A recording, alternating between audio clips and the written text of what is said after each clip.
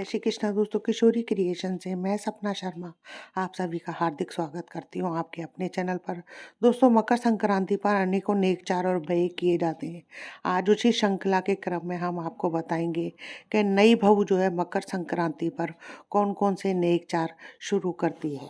मकर संक्रांति के वीडियो में मैंने आपको पहले भी बताया है कि नई बहू जो है मकर संक्रांति पर कौन कौन से नेक चारपाई करती है। पहले के समय में मकर संक्रांति पर नई बहू के द्वारा किए जाने वाले नेक चारों का सामान जो है उसके पियर से ही आता था। इस संक्रांति पर नई बहू जो है नेक चारों के अलावा 1 साल के नियम भी शुरू करती है। मकर संक्रांति पर जो शुरू होते हैं उनके उद्यापन का सामान बहू के पियर से दूसरी मकर संक्रांति पर आता है। लेकिन आजकल यह सारा सामान जो है पहली संक्रांति पर बेटी के ससुराल में बेटी के साथ ही भेज दिया जाता है।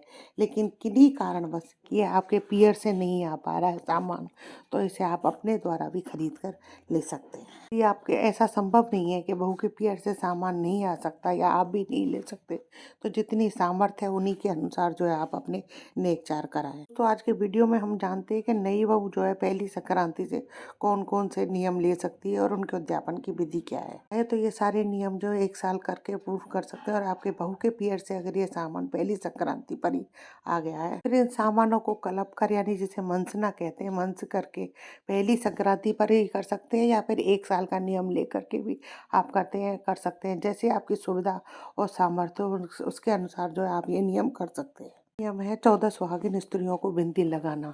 तो हर महीने की 14 तारीख को जो आप किसी भी सुहागिन स्त्री को बिंदी लगा सकते हैं। इस तरीके से पूरे वर्ष भर करके फिर आपके पियर से जो श्रृंगार का सामान और वो आए तो उसके उद्यापन कर सकते हैं। दूसरा नियम है सूरज जी को अर्घ देना। तीसरा नियम है जो है आप चंद्रमा को अर्घ दें। सूरज जी को अर्घ देने के लिए आप सुबह ब्रह्म मुहूर्त में उठकर स्नान आदि से निवृत्त होकर के एक लोटा लेकर के उसमें स्वच्छ जल भर करके और उसमें गुड़ और चीनी और रोली डाल करके सूरज जी को अर्घ दें। फिर शाम को जो आप चंद्रमा को अर्घ दें। वर्ष भर आपको इस तरीके से हर 14 तारीख को संक्रांति पर करना है। फिर आपके पियर से लास्ट में सूरज चांद आते हैं, जिसे आप किसी को भी या तो मंदिर में दे दें या किसी ब्राह्मणी को भी दान में दे सकते हैं। इस प्रकार उसका अध्यापन करते हैं। चौथा नियम है तुलसी जी को सींचना, तुलसी जी की मांग भरना, तुलसी जी के बिंदी लगाना। ये आपको वर्ष भर करना है।